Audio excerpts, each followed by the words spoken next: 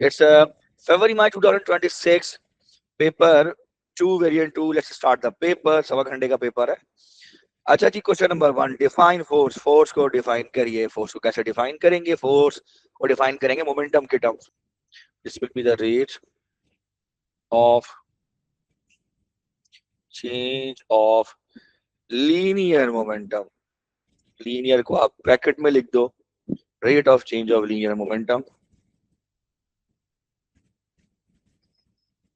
ठीक है.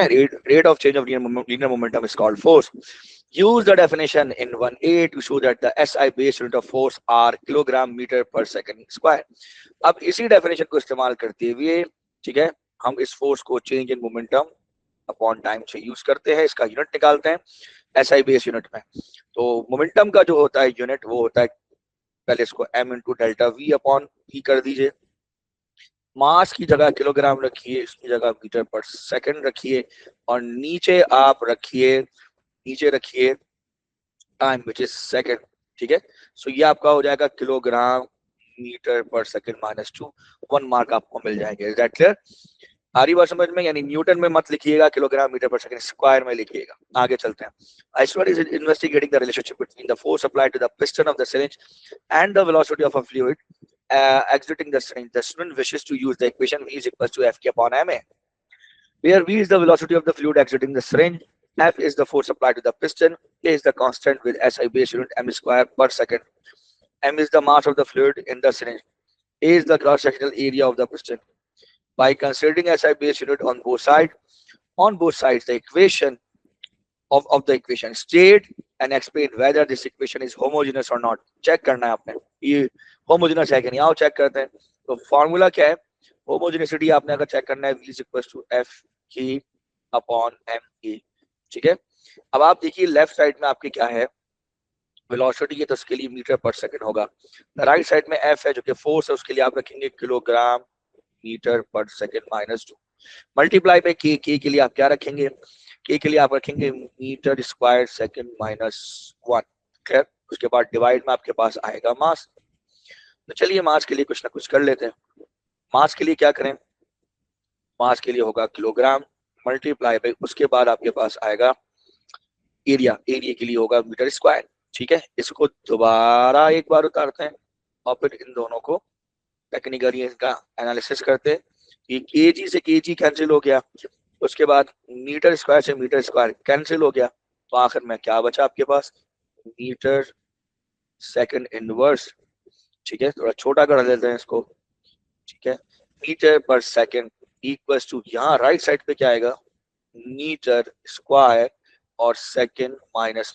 होमोजीनियसली ये इक्वेशन जो है हमारी इनकरेक्ट है. ठीक है. आ रही बात समझ में? This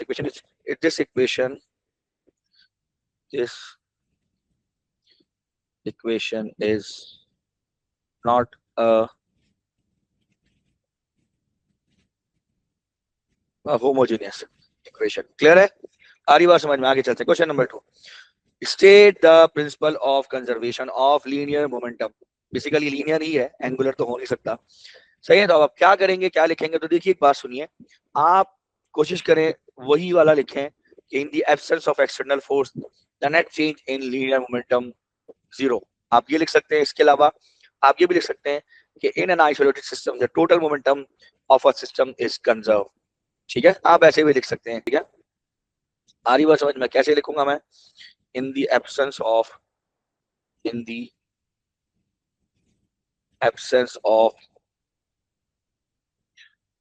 external force net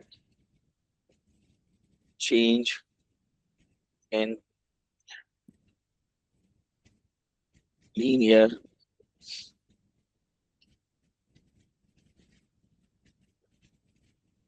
is 0. Clear है? यानी इधर देख लीजिए आप, अगर मैं आपको समझाऊं तो F is equal to delta P upon delta T. अगर ये 4 0 कर दूं, ये इधर जाके क्रॉस मल्टीप्लाई हो जाए, सो डेल्टा P की वैल्यू भी 0 आ जाए, तो net change in linear momentum 0 हो जाएगा. ठीक है. आ रही बात समझ में? This is called law of conservation of linear momentum. और दूसरा इसका तरीका वही है, m1u1 plus m2u2 is equal to m1v1 plus m2v2. Total momentum before collision is equal to total momentum after collision, but in an isolated system. ये बताना पड़ेगा, otherwise marks नहीं मिलेंगे। आइसोलेटेड सिस्टम वो सिस्टम होता है जिसमें एक्सटर्नल फोर्स या एनर्जी की कोई भी उसका इन्फ्लुएंस ना हो, ठीक है, बाहर से अंदर ना हो, अंदर से बाहर ना हो, ठीक है, आ रही बात समझ में? अंदर से बाहर ना होने का मतलब नहीं एनर्जी उसमें लूज नहीं होनी चाहिए सिस्टम से, ठीक। आइए आगे चलते हैं। Stationary board of mass 160 kg, ठीक है, उसका मास 60 kg है, फ्लोट्स ऑन अ वाटर। ये मैं इस वर्ड को आप अपने पास 1000 टाइम्स अंडरलाइन कर लीजिए दिमाग के अंदर, पेपर में मत करिएगा। Stationary board of mass 160 kg floats on water, फिर सुन लीजिए, फ्लोट्स ऑन वाटर, तैर रही है। The mass of the boat, mass क्या है भाई, इसको इसका बड़ा, ये बेसिकली वो होता है जिसमें कश्ती का जो क्या होता है यार, वो बड़ा सा जो लगा होता है, बादवान, बादवान कहते हैं, ठीक है, तो वो उसमें लगा होता है, ये it's a sort of pole, it's a sort of pole, ठीक है, तो उसमें वो बड़ा सा क्या कपड़ा लगा होता है, उसको बादवान बोलते हैं, आई थिंक सो, एनीवेज खैर। तो अब हुआ ये, तब कहीं से भी बेतुका सवाल बना दो, उन्होंने बना दिया बस, ठीक है। The mass of the board is vertical, a sack of mass 23 kg is thrown at the port. यहाँ से एक थैले को उठाकर ऐसे फेंका गया, तो वो थैला, वो जो सैक है वो इस तरफ गया, ऐसे सामने गया और इससे टकरा गया। Immediately before colliding with the mass of the board, the sack is traveling horizontally with a speed of 3.4 metre per second. इसकी इनिशियल स्पीड 3.4 थी, टकराने के बाद क्या स्पीड हुई, the sack collides with the mass and remains in contact with it, और उसके साथ ही समझो, उसके साथ ही लग गया, उसके साथ ही गिर गया, उसके साथ रख के ऐसे ही नीचे गिर गया होगा, खत्म, विदाउट रिबाउंडिंग इट, ठीक है। Assume that the resistive forces acting on the board during the collisions are negligible. Calculate the horizontal speed v of the sack and board immediately after collision. तो पहली बात है कि बिफोर कोलिजन जो था ये सिर्फ जा रहा था, और इस बोर्ड का जो मोमेंटम था वो जीरो लेंगे बिफोर कोलिजन, ये फ्लोट कर रही थी, हल्की हल्की फ्लोट कर रही होगी अप एंड डाउन, उसको तो आप इग्नोर ही करो ना। तो ये बिफोर कोलिजन इसका जो मोमेंटम था वो जीरो, और इसका मोमेंटम एक्सिस्ट करेगा। आफ्टर कोलिजन ये इसके साथ बिल्कुल लग के ऐसे, ठीक है, इस तरह से हो गया, और जैसे ही इसको लगा होगा हिट कि जब ये इसके लगने की वजह से बोर्ड थोड़ा आगे गई होगी, तो कितना आगे गई है ये बताओ, आओ जरा देखते हैं। फॉर्मूला आप कौन सा यूज करेंगे, वही वाला मोमेंटम का, ठीक है, m1u1 plus m2u2 equals to m1v1 plus m2, clear है। स्टेशनरी बॉटम मास 160 kg है, ठीक है। अब मास कितना दिया हुआ है उसने उसका, this is the mass which is m1, ठीक है, जो सेक है उसका मास कितना दिया हुआ है m1, ठीक है, जो बोर्ड है उसके मास को हम m2 कर लेते हैं, वो कितना दिया हुआ है, ठीक है, बोर्ड का मास 160 kg दिया हुआ है, मैंने यहाँ लिख दिया, सेक का मास दिया हुआ है 23 kg, मैंने यहाँ लिख दिया, क्लियर है।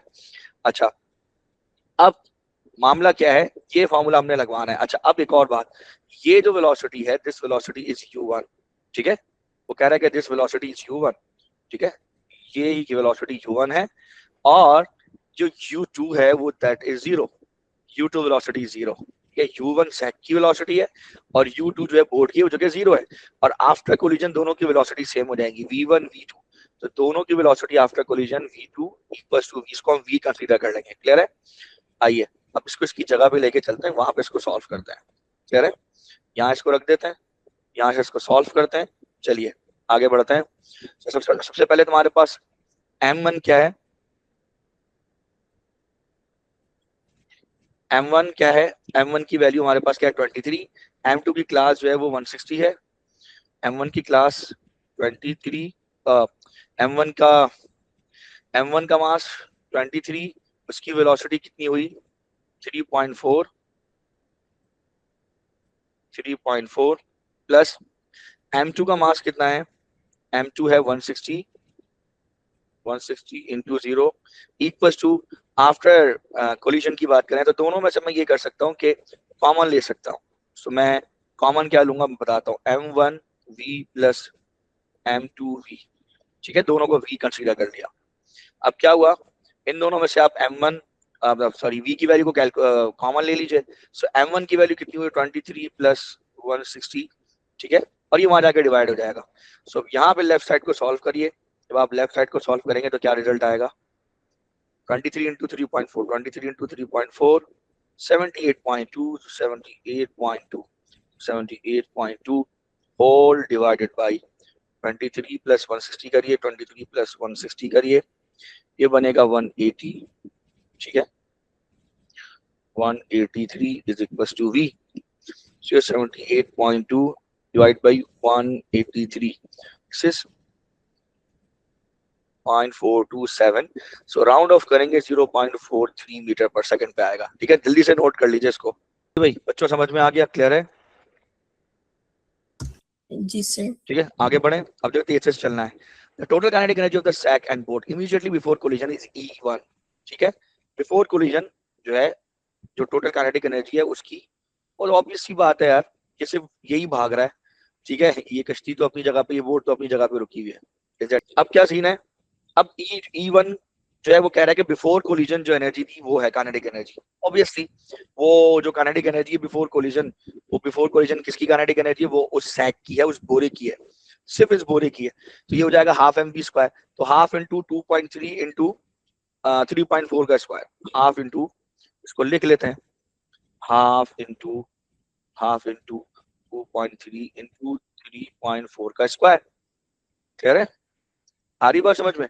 अब आते हैं E2 की तरफ। अब E2 कहाँ चला गया, E2 क्या है, E2 है, पढ़ो E2 क्या है कि the total kinetic energy of the sack and boat immediately after the collision E2, आप टकराने के बाद, कोलिजन के बाद।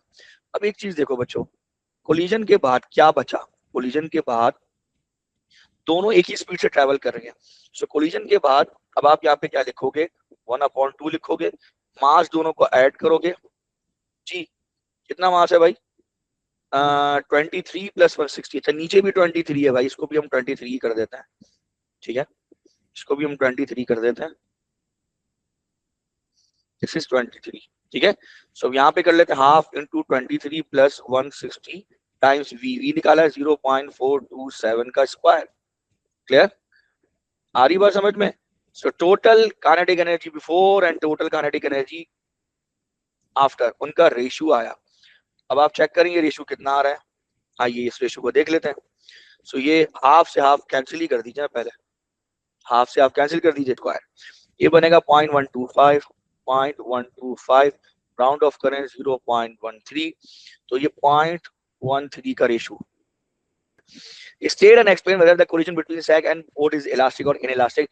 100% inelastic collision है, दिमाग वाला 100% कह रहा हूँ, पेपर वाले में लिखने वाला नहीं। कैसे पता भाई साहब, ये रेशियो जो है ना, अगर ये इलास्टिक कोलिजन होता तो E2/E1 का रेशियो 1 आता, दोनों एनर्जी सेम रहती, ये तो 13% बचा, यानी 87% एनर्जी जो है आपकी वो लॉस हो गई, सही है। State and explain whether the collision between sag and boat is elastic or inelastic, तो उसके लिए आपने क्या करना है, लिखना है यहाँ पे, क्या लिखना है, as the kinetic energy, आप रिलेटिव वेलोसिटीज में भी लिख सकते हो, कोई मसला नहीं है, as the kinetic energy of the of kinetic energy after collision, kinetic of sag and boat after, as the sum of the kinetic energy,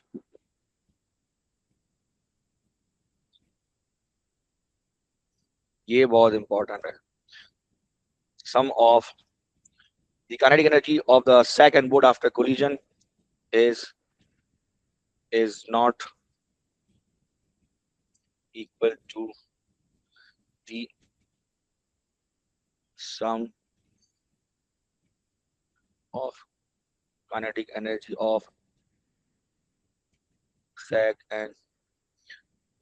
and boat, ठीक है,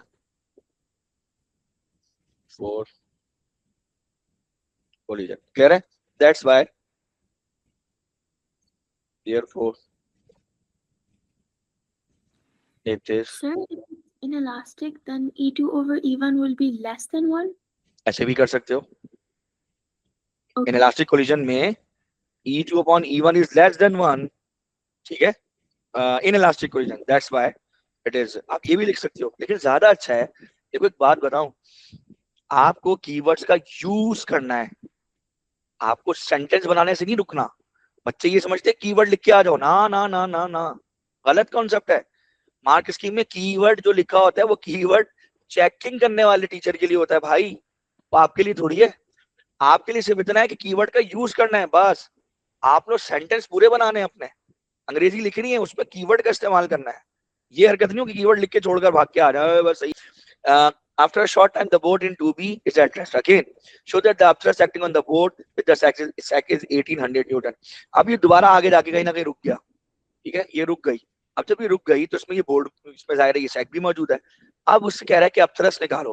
तो अब थ्रस्ट का जो फॉर्मूला होता है वो होता है रो जी वी, लेकिन याद रखिएगा ये डेंसिटी ऑफ फ्लूइड होती है, लिक्विड की डेंसिटी होती है, ठीक है, एक बात। दूसरी बात, ये वॉल्यूम डिस्प्लेस्ड होता है।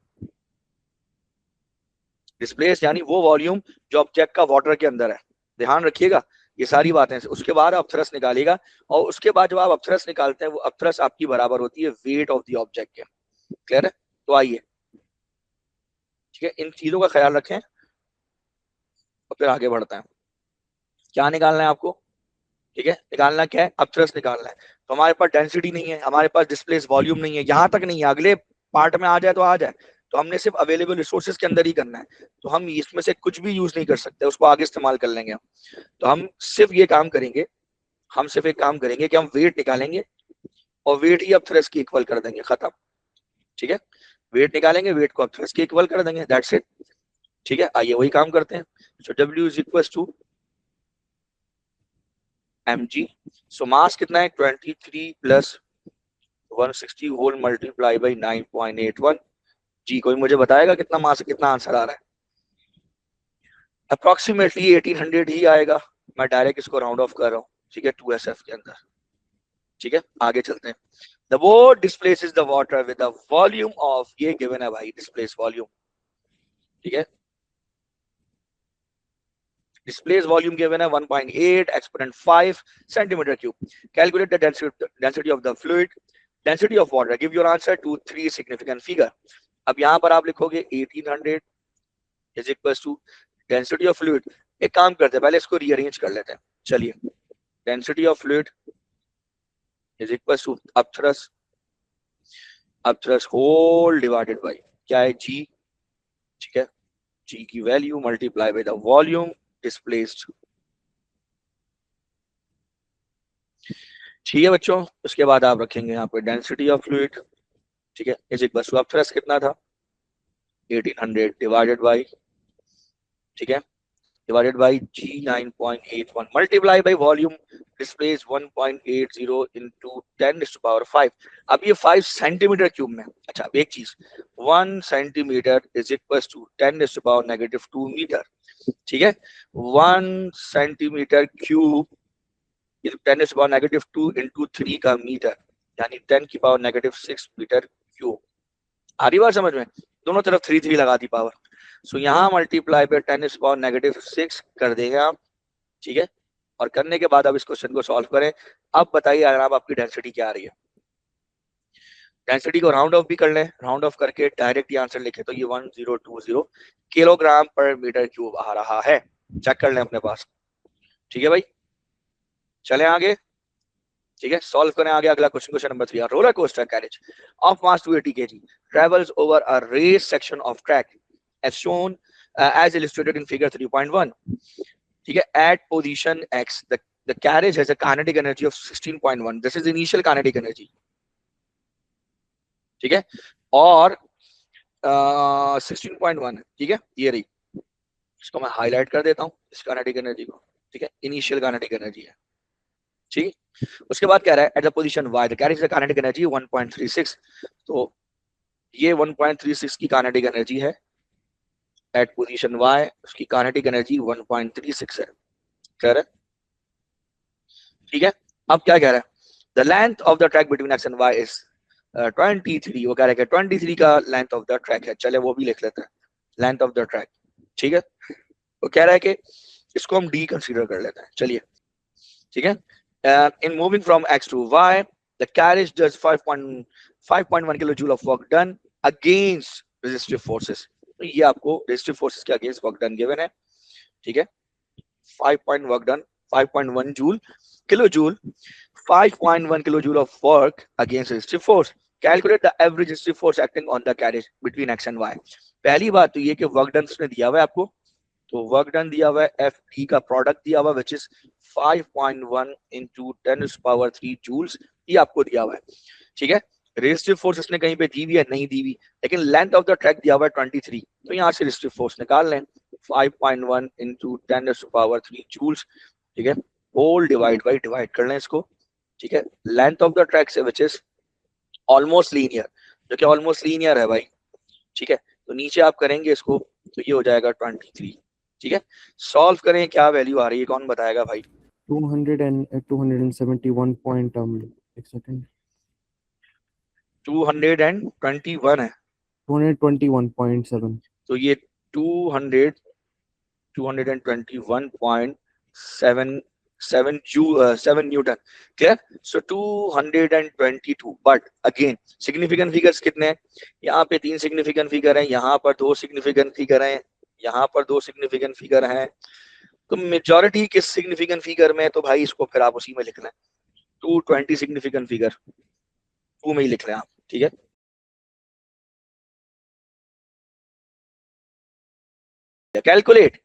Calculate the change in height between X and Y, X और वाई के दरमियान चेंज इन हाइट पूछ रहा है, यानी कि वो आपसे क्या पूछना चाह रहा है? वो पूछना चाह रहा है भाई यहाँ से लेकर यहाँ तक कि ऊपर कितना गया है, आइए निकालते हैं, ठीक है। यानी ये डेल्टा एच पहले दिया हुआ है, ठीक है, ओके फाइन, ये डेल्टा एच पूछ रहा है, आइए निकालते हैं।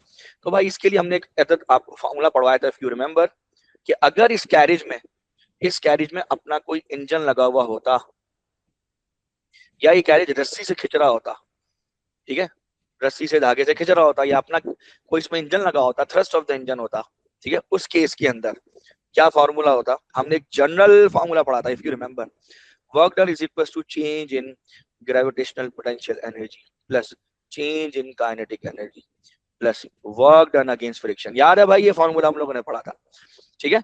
सो चूंकि थ्रस्ट ऑफ द इंजन तो है ही नहीं, जब थ्रस्ट ऑफ द इंजन है ही नहीं तो भाई ये वाला पार्ट तो जीरो हो जाएगा। बताता हूँ कौन सा वाला part, thrust of the engine नहीं है तो ये वाला पार्ट जीरो हो जाना है, ठीक है।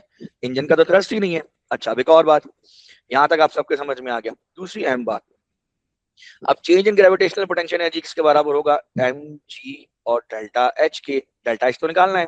काइनेटिक एनर्जी किसके बराबर होगा? काइनेटिक एनर्जी बराबर होगी फाइनल काइनेटिक, फाइनल, ठीक है, माइनस इनिशियल के, ठीक है। आ रही बात समझ में? माइनस इनिशियल, ठीक है। उसके बाद plus work done against friction. Work done against friction कितना दिया हुआ है? 5.1 दिया हुआ है, ऑलरेडी दिया हुआ है, ये रहा 5.1 किलो जूल। तो इसको आप 5.1 को कर लें 5100, क्लियर है। अब आपको पता है मास ऑफ द ट्रॉली कितनी गिवन है? मास कितना गिवन है? कहीं गिवन है मास? ये रहा 280। सो 280 गिवन है, ये सब गिवन है। अच्छा, एक काम करते हैं, थोड़ा सा इसको रीअरेंज कर लेते हैं, ठीक है, अभी इसको लिखने के बाद। सो मास कितना दिया हुआ है? 280 दिया हुआ है, ठीक है। ये बच्चों मास गिवन है 280, और 280 के साथ यहाँ पर ये 9.81 मल्टीप्लाई बाई है आपके पास delta h plus final kinetic energy कितनी है? अब इसको देखो, फाइनल काइनेटिक एनर्जी कितनी है यहाँ पर इस पॉइंट के ऊपर? वो है 1.3 किलो जूल। इनिशियल कितनी है? 16.1 किलो जूल। तो 1.3 माइनस 16.1 आंसर नेगेटिव आएगा, ठीक है। सो 1.3 माइनस 16.1, यही है आंसर हमारा आएगा नेगेटिव, क्लियर, प्लस 5100। अब आप क्या करेंगे काम? अब आप ये काम करेंगे 5100 को उधर भेज दीजिए, वो भी नेगेटिव हो जाएगा, और इस वाली वैल्यू को भी उधर भेज दीजिए। अच्छा, एक और चीज, इसको मल्टीप्लाई पे 10⁻³ भी करनी है, क्योंकि काइनेटिक एनर्जी किस में मौजूद है? हमारी किलो जूल्स के अंदर है, तो उसको हमने मल्टीप्लाई पे 10⁻³ करना है। चलो मैं वहां यहाँ पे लिख देता हूँ, क्लियर। अब ये आ जाएगा वहां जाके माइनस का 5100, ठीक है, माइनस का इन दोनों को सब्ट्रैक्ट करो, क्या आंसर बनता है? आंसर ही बता दो भाई। 1.3 माइनस का 16.1 माइनस का 14.8 बनता है, इधर आके ये हो जाएगा प्लस का 14.8 into 10⁻³ is equal to 280 into 9.81 into delta h, clear. आ रही बात समझ में? प्लीज सॉल्व करो, बताओ। 14.8 एक्सपोनेंट 3 माइनस का 5100, ठीक है, divided by 280 divided by 9.81, answer 9700 ये होएगा, बट डेल्टा एच आएगा 3.53 बट ठीक है। अब सिग्निफिकेंट फिगर देख लीजिए, तो आप इसको 3.5 में राउंड ऑफ कर लीजिए। ठीक है बच्चों? सर, जी वो पूछ लो। हाँ पूछो, क्या सवाल है, पूछो। जैसे बोलो। जैसे ग्रेविटेशनल पोटेंशियल एनर्जी इंक्रीज होगी वैसे काइनेटिक एनर्जी कम होगी, तो हमने हाँ इन फिर दोनों को वेट क्यों नहीं किया? ओप्पा जी, ये पूरे मैंने लेक्चर बनाए हुए हैं, तो आधे वास्ते ही पूरे लेक्चर बनाए हुए हैं। ये देखो, पूरा ड्राइव किया ही है मैंने। ये सारे फॉर्मूले मैंने क्या किए हैं, बोलो? ड्राइव किए हैं। अंडरस्टैंड, समझ आ रही है बात? जी। ये एक दफा लेक्चर जाके देखिए मेरे पीछे, इसमें बकायदा मैंने यहाँ से फोर्सेस बैलेंस करके उसके रिजल्टेंट निकाल के पूरा ये पूरी इक्वेशन ड्राइव की है मैंने। तो आपको यकीनन समझ में आ जाएगा कि क्यों ऐड नहीं हुआ, क्यों सब्ट्रैक्ट नहीं हुआ। सही है, एक दफा देख लीजिएगा। ठीक है, चलिए अब आइए इधर दोबारा 3.5 डेल्टा एच। अब आइए अगले क्वेश्चन पे, इसी का अगला पार्ट है। The carriage travels further along to the track 2.c, state and explain whether the speed of the carriage z is greater than, less than or same as the speed of the carriage at x। भाई scene क्या है, जो जो speed इस जगह पर थी, kinetic energy से जो स्पीड निकालते हैं, तो जो स्पीड यहाँ थी, क्या वो स्पीड यहाँ पर होगी? तो जवाब है नहीं। ये ऊपर जाते हुए भी ये बात सही है कि ग्रेविटेशनल पोटेंशियल एनर्जी इंक्रीज हुई है, काइनेटिक एनर्जी डिक्रीज हुई है, लेकिन साथ साथ वर्क डन अगेंस्ट फ्रिक्शन भी तो हुआ है। ठीक है, आ रही बात समझ में? यानी मैं अगर बात करूं तो कुछ ना कुछ वर्क डन अगेंस्ट फ्रिक्शन भी हुआ है। अच्छा, फिर यहां से नीचे आऊं वापस, तो मान लिया कि काइनेटिक एनर्जी आपकी इंक्रीज हुई है, ठीक है, ग्रेविटेशनल पोटेंशियल एनर्जी डिक्रीज हुई है, लेकिन साथ साथ वर्क डन अगेंस्ट फ्रिक्शन भी तो हुआ है, ये एनर्जी लूज करेगा, जिसकी वजह से जब यहाँ नीचे पहुंचेंगी तो वो जो काइनेटिक एनर्जी होगी, जो बची कुछ काइनेटिक एनर्जी होगी, वो काइनेटिक एनर्जी इस जगह पे जो काइनेटिक एनर्जी है उसके कंपैरिजन में कम होगी, जिसकी वजह से स्पीड भी कम होगी। खत्म, दैट्स इट, टाटा, चले आगे। ठीक है, आए एक नंबर के लिए लिखते हैं।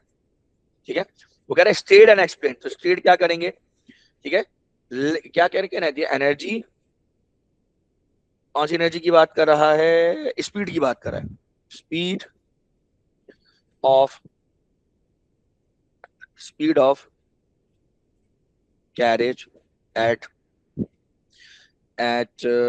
z is less than at x, because some of the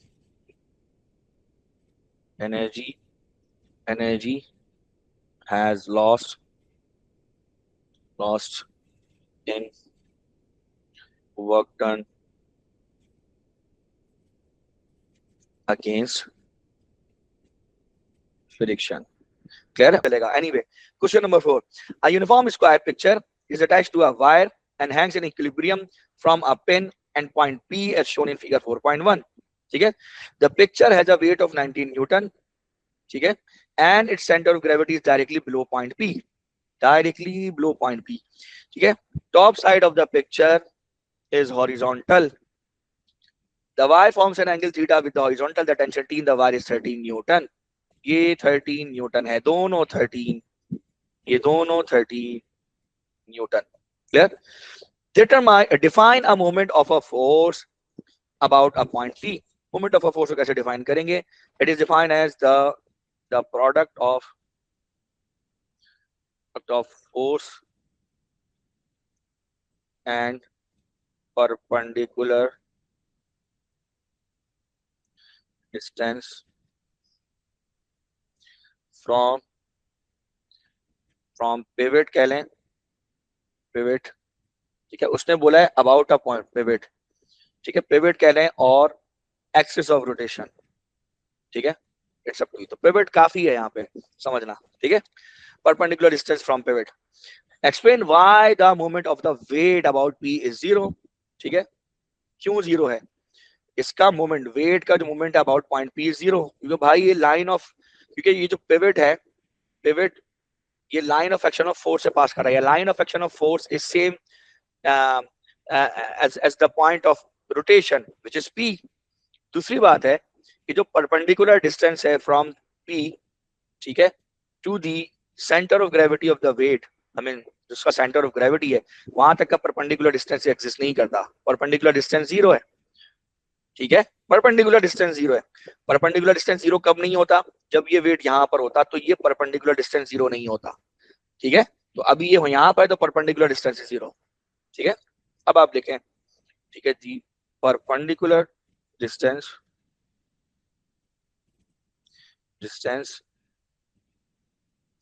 from pivot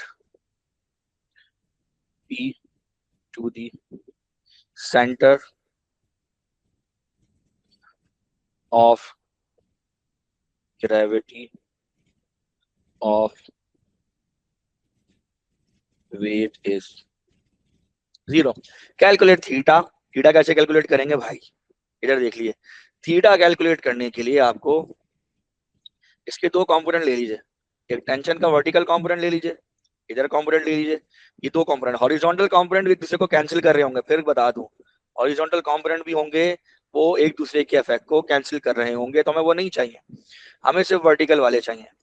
सो ये हो जाएगा टी वाई, ये हो जाएगा टी वाई, और ये दोनों मिलके बैलेंस करेंगे किसको, वेट को। So t y plus t y 2 t y, चले लिख लेते हैं।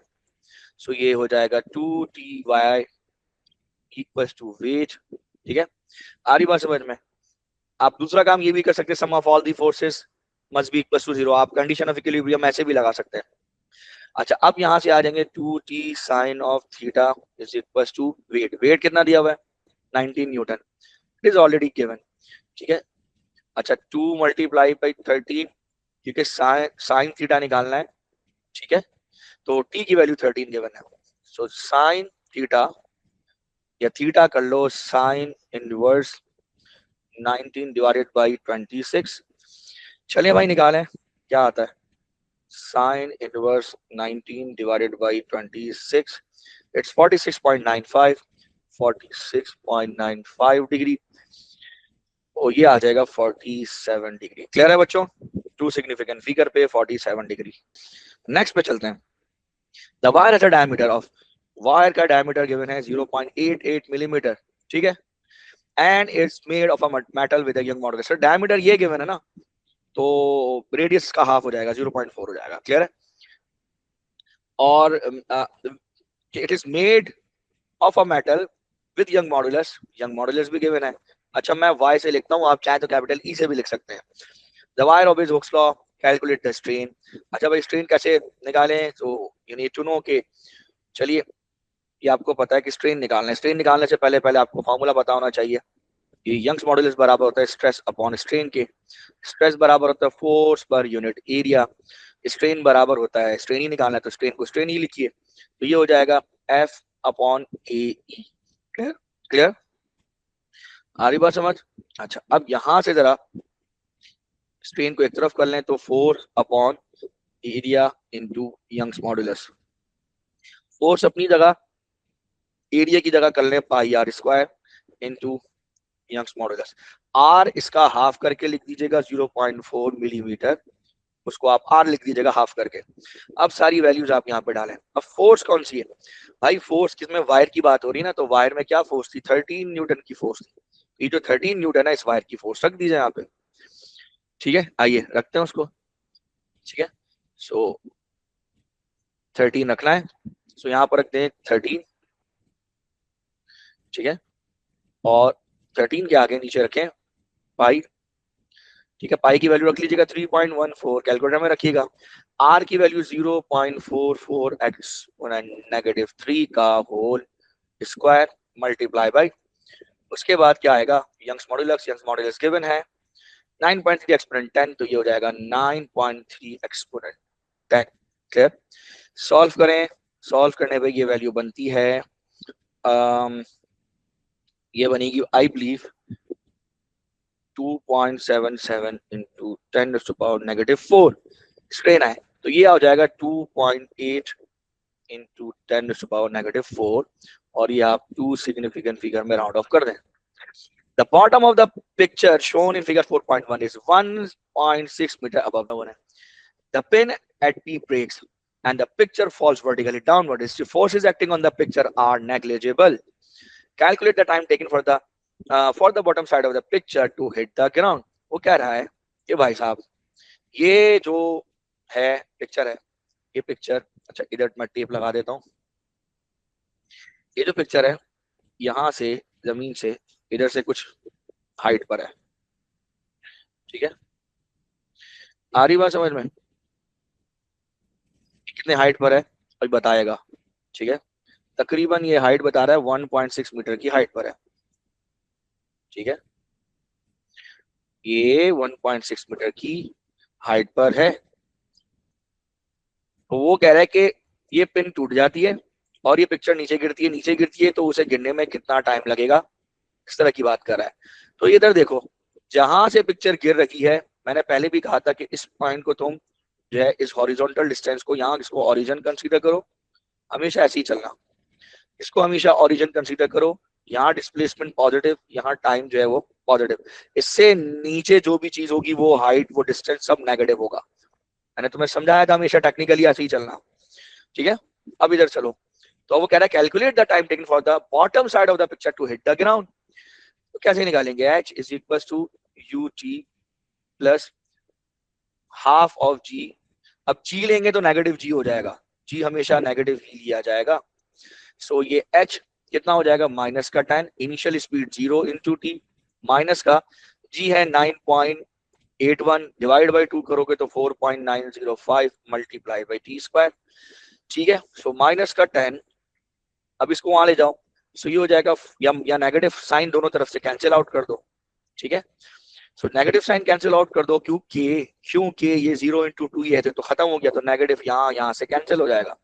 सो टी स्क्वायर की जो भी वैल्यू आएगी वो आएगी 10 डिवाइडेड बाई 4.905, और जो टी की वैल्यू आएगी वो आएगी स्क्वायर रूट ऑफ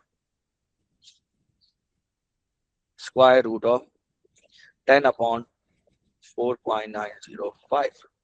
जी बच्चों बताएं टी की क्या वैल्यू आ रही है, 1.42, यही है 1.427, सो 1.43 seconds। On figure 4.2, study the variation of speed of the picture with the distance fallen from its initial position। अब देखो क्या है भाई स्पीड का, तो आपका फॉर्मूला होता है 2gh is equal to v square minus का u स्क्वायर। आ रही बात समझ में? आपने h नेगेटिव लिया, आपने g नेगेटिव लिया, दो नेगेटिव मिलके एक पॉजिटिव साइन बनाएंगे। आप कर लो, शौक पूरा कर लो, माइनस इधर लगा लो, ठीक है, एक माइनस इधर लगा लो, यहाँ g negative h negative, initial velocity जो है वो 0 कर लो, अगेन पॉजिटिव हो जाएगा। सो मैं डायरेक्टली लिख लेता हूँ 2gh is equal to v square, ठीक है। आगे सुनिए, अब मैं v स्क्वायर को सब्जेक्ट बनाऊंगा क्योंकि y एक्सिस पे यही है, और स्क्वायर रूट लें बोथ साइड पे, तो ये स्क्वायर रूट ऑफ 2gh हो जाएगा। अब इधर देखिए v is equal to under root 2g into under root h, ये अंडर रूट ये जो है ना इसको कांस्टेंट मान लीजिए, और ये अंडर रूट h है, ये है v। अब इस इक्वेशन को गौर से देखिए, ये इक्वेशन का शेप निकल रहा है y is equal to mx, लेकिन प्रॉब्लम ये mx नहीं है, ये m अंडर रूट x है, ठीक है, या y is equal to k under root x है, ये फॉर्मेट है इस इक्वेशन का। आओ इसका ग्राफ दिखाता हूं तुम्हें, इसका ग्राफ इस शेप का होगा, ठीक है, डिक्रीजिंग ग्रेडियंट। आओ देखो, इसी पे तो सीख रहा हूं मैं, ठीक है, y इक्वल टू k फिर SQRT, कैसा? हाँ भाई समझ आया सबके? आया समझ? इस तरह का ग्राफ है, ये शेप का ग्राफ है, ठीक है। सो ये डिक्रीजिंग ग्रेडियंट का ग्राफ है, मुझे इसका ग्राफ जो बनाना पड़ेगा वो डिक्रीजिंग ग्रेडियंट का बनाना पड़ेगा भाई।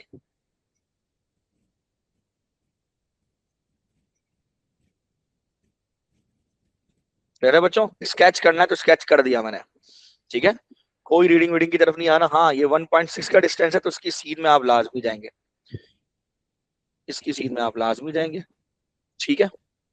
आ रही बात समझ? आगे चलें। For uh progressive wave state what is meant by period. Period क्या होता है, ठीक है,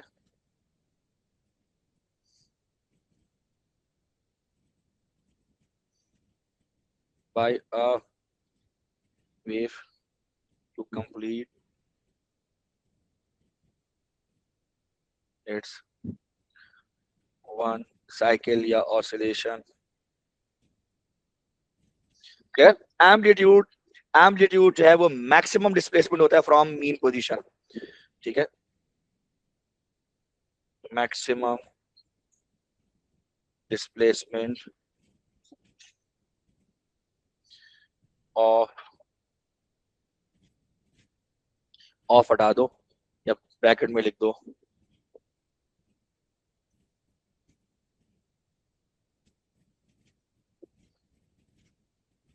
particles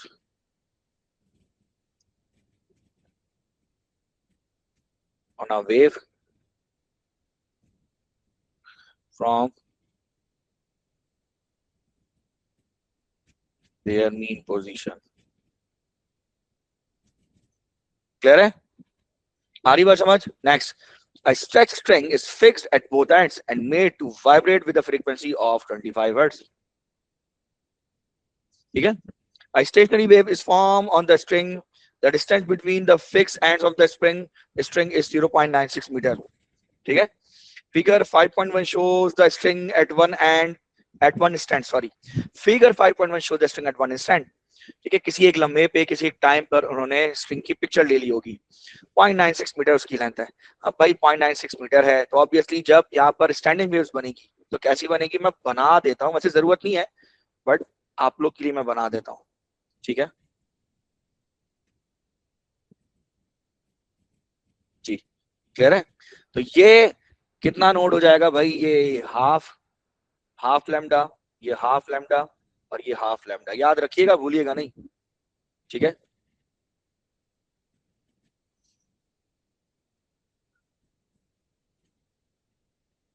clear? Half lambda, half lambda, half lambda.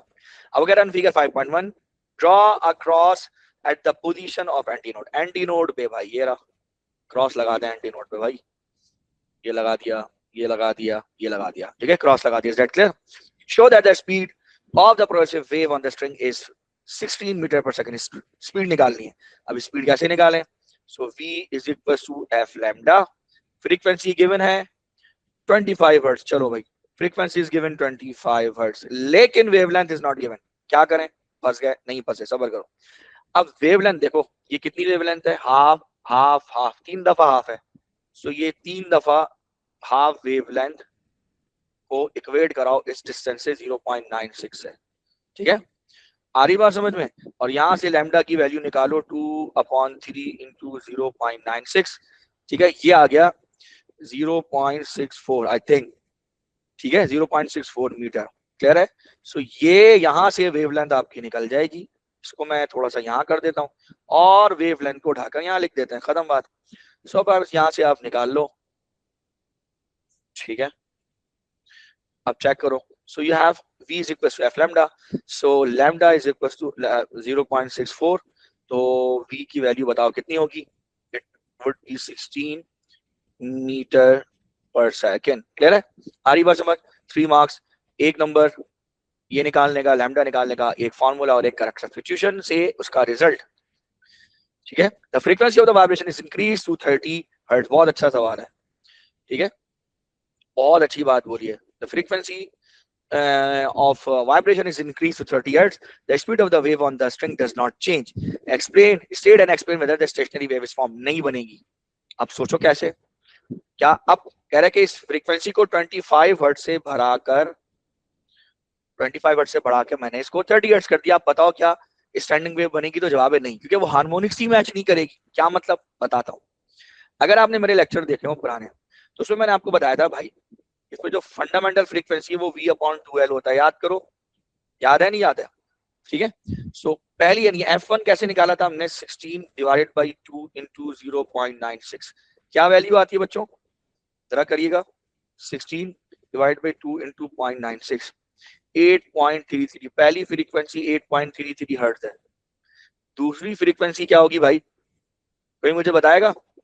दूसरी फ्रीक्वेंसी इसका ट्वाइस हो जाएगी, यानी दूसरी फ्रीक्वेंसी हो जाएगी जो f2 है वो हो जाएगी 16 पॉइंट, यानी उसका फॉर्मूला होगा f2 का, if you remember into V upon L, clear. Second frequency, और इससे फॉर्मूला आ रहा है 16.66 हर्ट्ज। थर्ड जो फ्रीक्वेंसी थी भाई, ठीक है, थर्ड जो फ्रीक्वेंसी थी वो इसका थ्राइस होगा, 3 गुना होगा।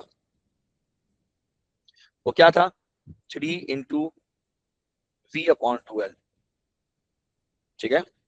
इसका इसका इसका 3 गुना होगा, करें तो वो 25 बनता है, जो कि इस वक्त ये फ्रीक्वेंसी मौजूद है। अब अगर मैं फोर्थ हार्मोनिक्स की तरफ जाऊं तो बच्चों वो हो जाएगा 3 मल्टीप्लाई बाई 3, 3 है ना, 4 हो जाएगा, 4 मल्टीप्लाई बाई, ठीक है, 4 multiply by V upon 2L, V upon 2L, जो कि अगर मैं करूं तो ये बनेगा 33.33, क्लियर है। तो फोर्थ हार्मोनिक से ही बनेगा 33.33 हर्ट्ज, जबकि आपकी जो फ्रीक्वेंसी है वो है 30 हर्ट्ज। आपकी फ्रीक्वेंसी न नदी के उस तरफ है ना नदी के इस तरफ है, आप बीच में खड़े हुए हो।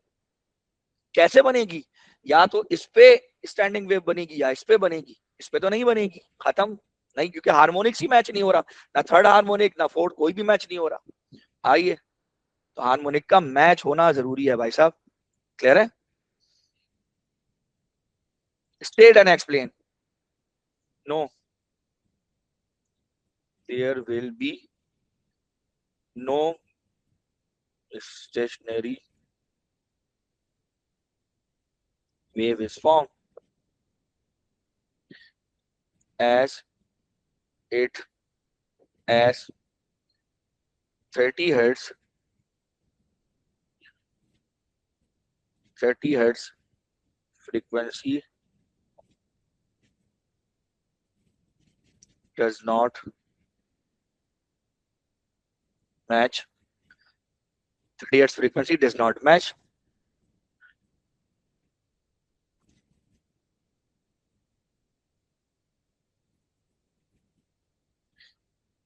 any of the harmonic, ज्यादा अच्छा वर्ड है,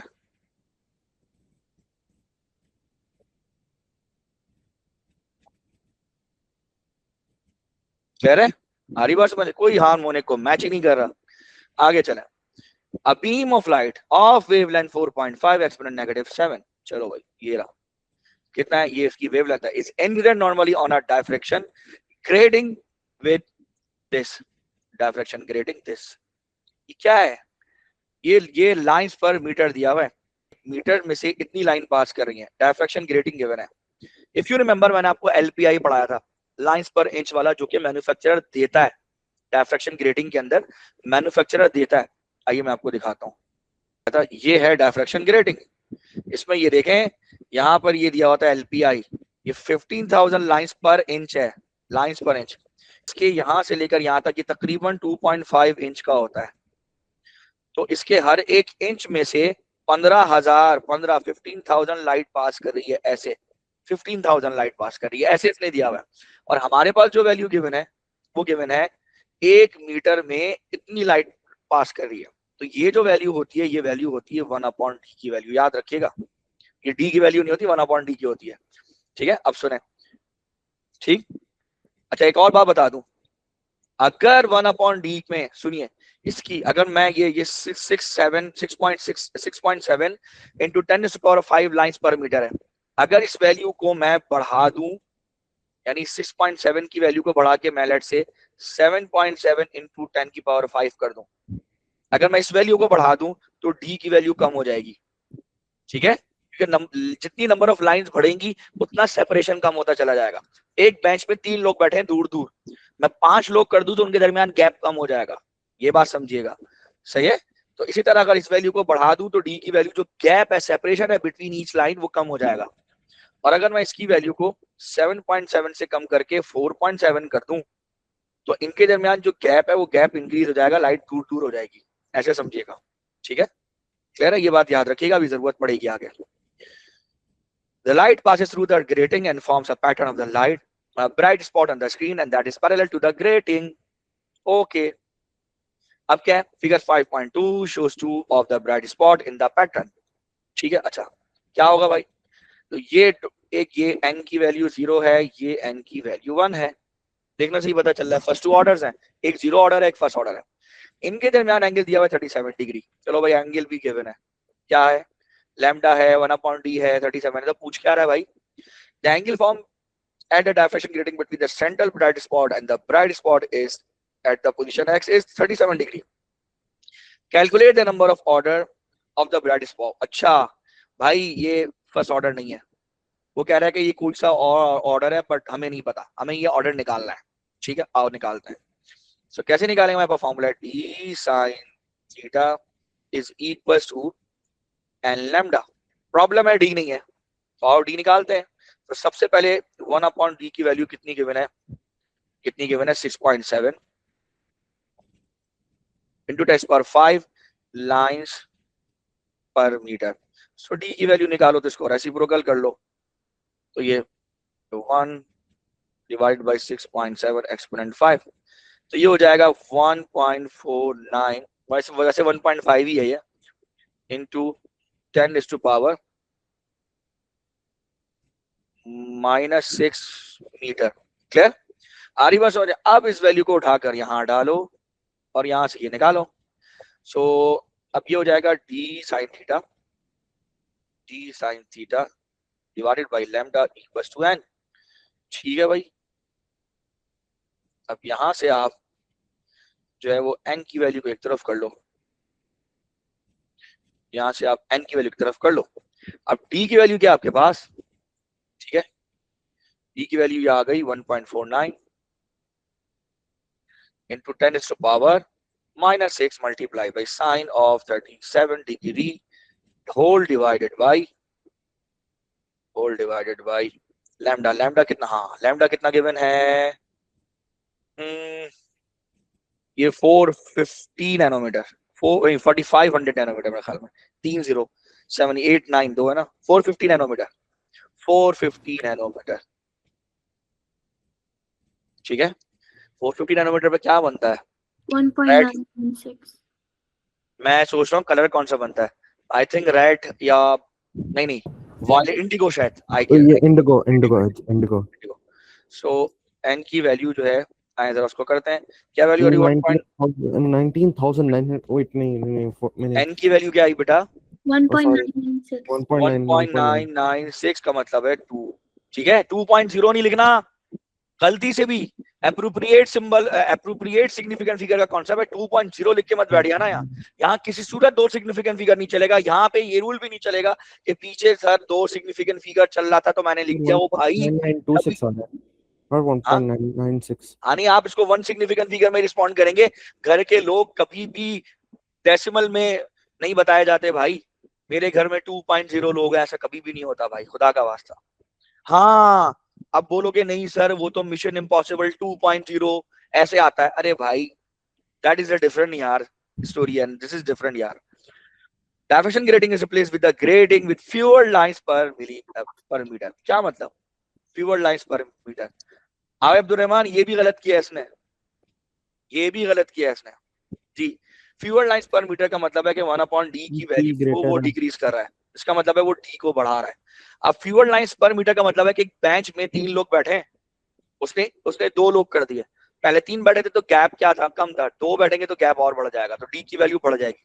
अब सुने, आपके पास फॉर्मूला क्या है, आपके पास फॉर्मूला है D sine theta is equal to n lambda, याद रखिएगा।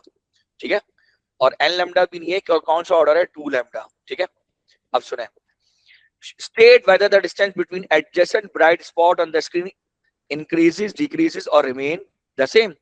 ऐसे तो डायरेक्ट पता चल रहा है कि जब आपने 1/d की वैल्यू को कम किया है, फ्यूअर लाइंस पर मीटर किया है, तो उनके दरमियान जो गैप है, गैप विल बी इंक्रीज, वो गैप इंक्रीज हो जाएगा। आ रही बात समझ में, ठीक है, तो distance between successive lines will be increase. ठीक है, आए जरा इसको देख लेते हैं। तो स्टेट कह रहा है उसने, और उसने एक्सप्लेन कहीं पर भी नहीं कहा, वर्ड पे गौर करिएगा, उसने स्टेट बोला है बस, तो और कुछ करने की जरूरत नहीं है। ठीक है,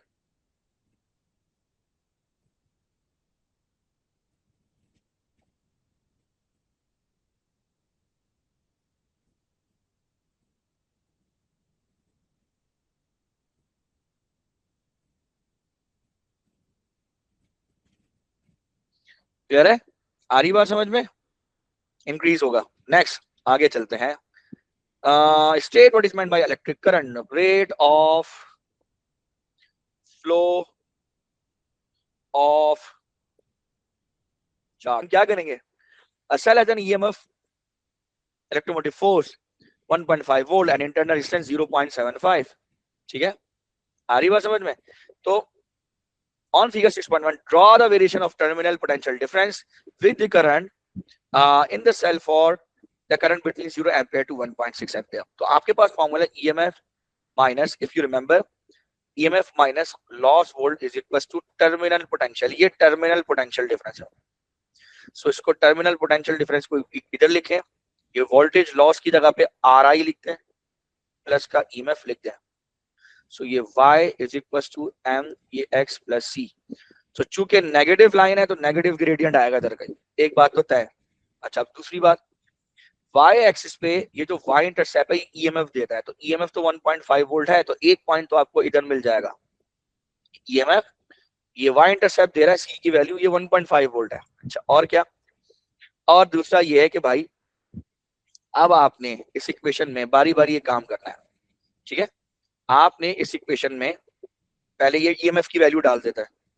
सो EMF की वैल्यू डालते हैं तो हमारे पास क्या आएगा? माइनस का R, ठीक है, I प्लस का 1.5। ये इक्वेशन बन गई हमारी। क्लियर? और अब हमने क्या करना है? टर्मिनल पोटेंशियल है ना, ठीक है, ये EMF तो वही 1.5 वोल्ट वो तो रहेगा। ठीक है, अब क्या करना है हमने भाई? एक पॉइंट यहाँ है, एक पॉइंट यहाँ पे कहीं पर है। अच्छा, पहली दफा आप चाहे तो करंट को जीरो पुट कर दें। पहली दफा जब आप करंट को जीरो पुट करेंगे, क्योंकि वो कह रहा है ना करंट वेरी कर रहा है 0 से 1.6 एम्पियर, तो पहली दफा जब आप करंट को जीरो पुट करेंगे तो करंट को जीरो पुट करते हुए जब मैं जैसे ही इसे जीरो पुट करूंगा तो टर्मिनल पोटेंशियल भी 1.5 के इक्वल आ जाएगा। ठीक है, टर्मिनल पोटेंशियल 1.5 के इक्वल आ जाएगा। क्लियर? आ रही बात समझ? तो ये वाला पॉइंट मुझे मिल जाएगा। दूसरा, दोबारा ये इक्वेशन लिखें। अब की बार करंट कितना लिखेंगे आप? ठीक है, अब की बार करंट कितना लिखेंगे आप? सो अब की बार करंट की वैल्यू लिखेंगे आप 1.6। ये 1.6 तक वेरी कर रहा है। अब आप ऊपर वाली इक्वेशन में करंट की वैल्यू डालेंगे 1.6। आ रही बात समझ में? जी बच्चों, क्लियर है? और R की वैल्यू गिवन है ऑलरेडी 0.75 और R की वैल्यू आप डालेंगे 0.75 ओम्स। ठीक है, ये आप करें। अब की बार आप ये काम करेंगे, जब ये काम करेंगे सो R है 0.75 मल्टीप्लाई बाय 1.6 प्लस का 1.5। जी बताएगा कोई क्या आंसर आ रहा है? माइनस 0.75 इंटू 1.6 प्लस 1.5, तो ये आएगा टर्मिनल पोटेंशियल की वैल्यू 0.3 वोल्ट आएगी। तो 0.3 वोल्ट कहाँ आता है? 0.1, 0.2, 0.3 इधर पहुंचे, ये वाला पॉइंट है। खत्म। ठीक है भाई, तो ये दो पॉइंट्स आपको मिल गए। बना दीजिए यहाँ से लेकर यहाँ तक स्ट्रेट लाइन खत्म। यहाँ पर आपको कोऑर्डिनेट मिल रहा है 1.6, 0.3। ठीक है, और यहाँ पर आपको कोऑर्डिनेट मिल रहा है 0,1.5। क्लियर? ठीक है, स्ट्रेट लाइन नेगेटिव ग्रेडियंट की, और ये सारी वर्किंग मैंने साइड में शो कर दी है। आप यहाँ शो करना चाहें यहाँ शो कर दें।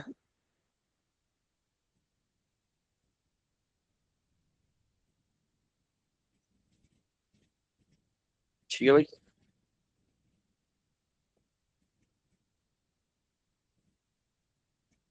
ठीक है, चला आ गया। A metal wire act has a length of 6.8 metre, इसकी लेंथ है 6.8 मीटर, और and cross section area of 2.0 exponent negative 7 metre square. Length इतनी है, रेजिस्टेंस इतनी है। पूछ क्या रहा है?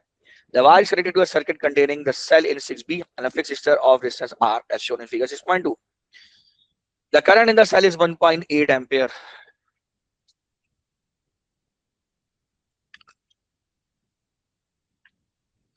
Current भी दे दिया। Calculate the resistivity of the metal from which the wire x is made. अच्छा भाई रेसिस्टिविटी पूछ रहा है, आओ देखते हैं।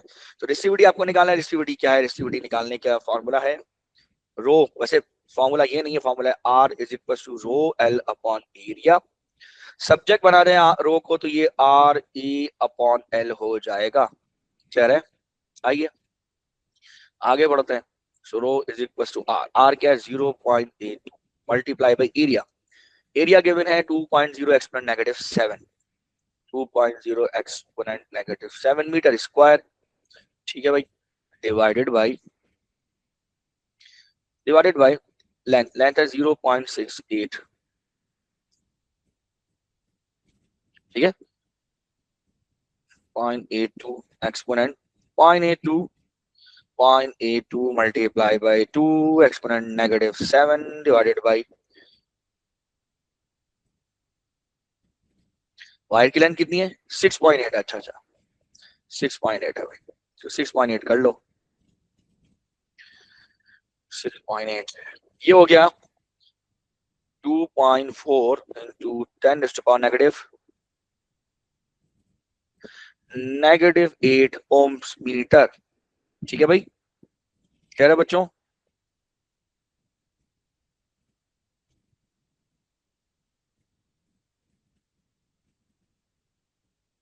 ठीक है, सो 2.4 into 10⁻⁻⁸ 2 सिग्निफिकेंट फिगर। अब सिग्निफिकेंट फिगर किसमें दें भाई? यहाँ पे 2 सिग्निफिकेंट फिगर है, ऊपर भी और हर जगह ही है, बस पे 3 दिया हुआ है। ठीक है, 2 में ही दे दें आप, 2.4 एक्सपोनेंट नेगेटिव 8।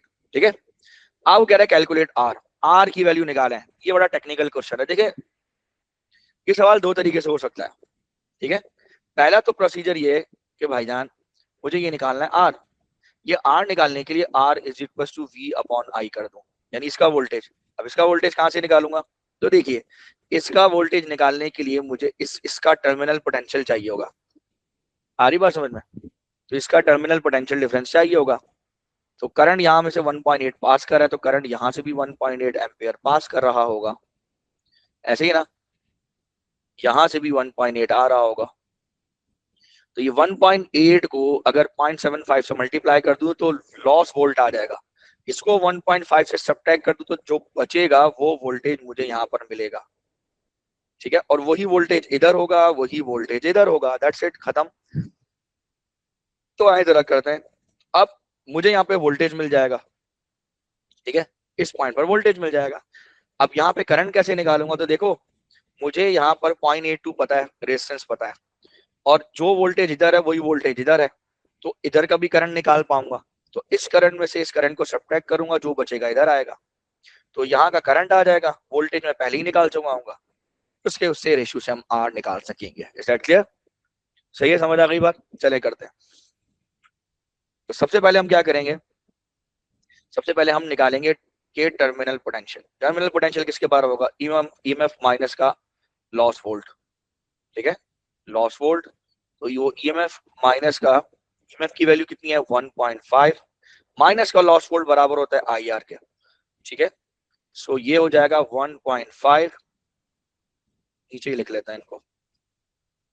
ठीक है, इनको हम नीचे ही लिख लेते हैं। ठीक,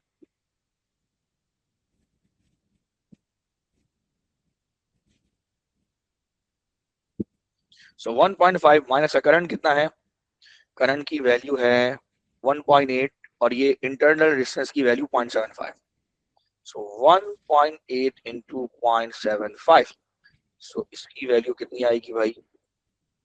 1.5 माइनस 1.8 इंटू 0.75, तो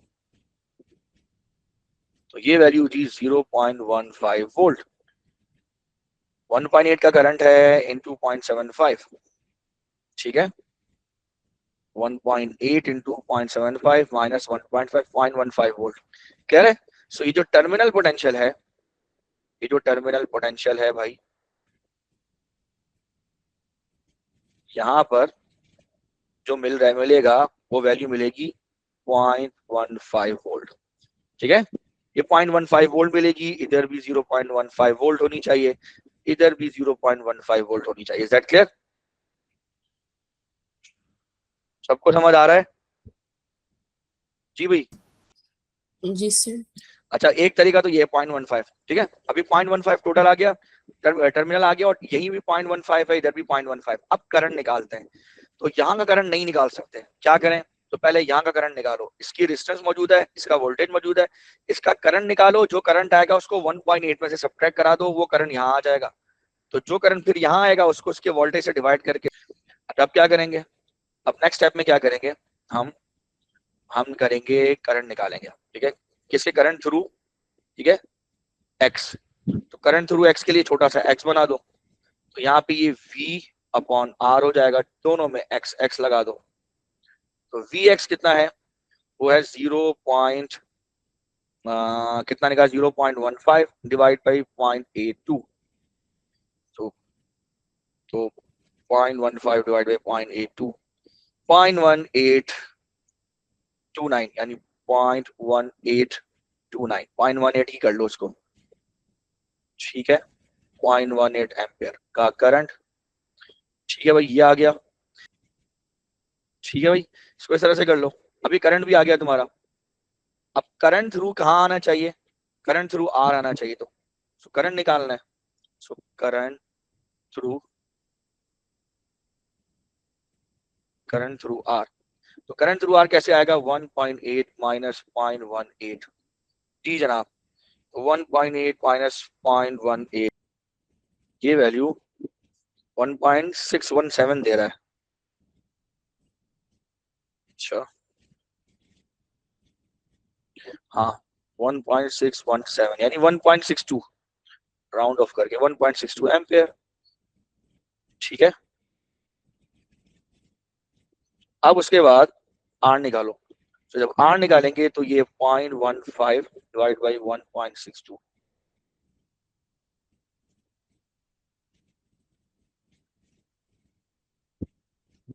तो ये आएगा 0.09 ओम्स या 0.092 कर लो, ठीक है, 93 भी कर सकते हो, खैर ये 0.09 ओम्स आ रहा है, ठीक है भाई, एक तरीका तो 09259 आ रहा है ना, तो 3 कर लो इसको, कोई मसला नहीं, कोई इशू नहीं है, दो सिग्निफिकेंट फिगर में कर लेते हैं इसको।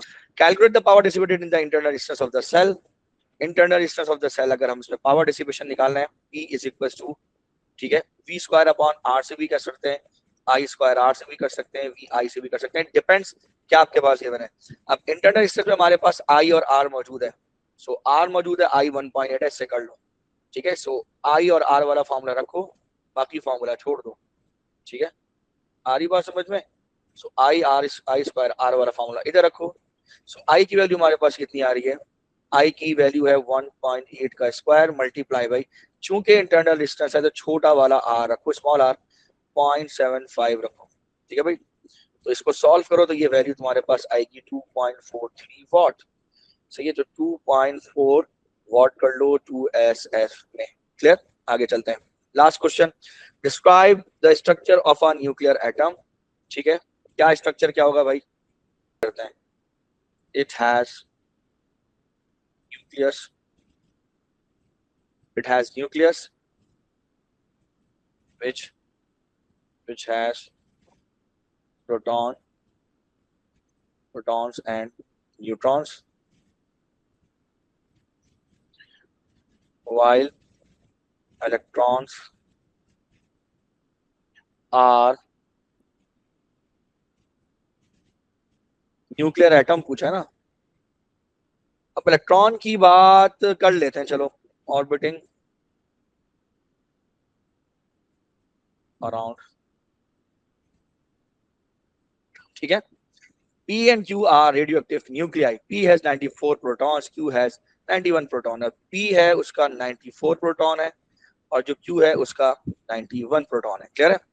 Each nucleus decays to form a nucleus with 92 proton, दोनों को एक नया न्यूक्लियस बनना है जिसमें 92 प्रोटॉन है। अब सुनो, अब अगर P X की तरफ जाएगा तो बताओ, state the type of the decay, radioactive decay experience by P, तो P जब X की तरफ जाएगा 94 से 92 करेगा तो कौन सी रेडियो एक्टिविटी होगी, तो वो अल्फा डीके होगा, अल्फा डीके, अल्फा में 2 ऊपर 4, तो नीचे से जब ये 2 निकल जाएगा सब्ट्रैक्ट करो तो 92 बचेगा।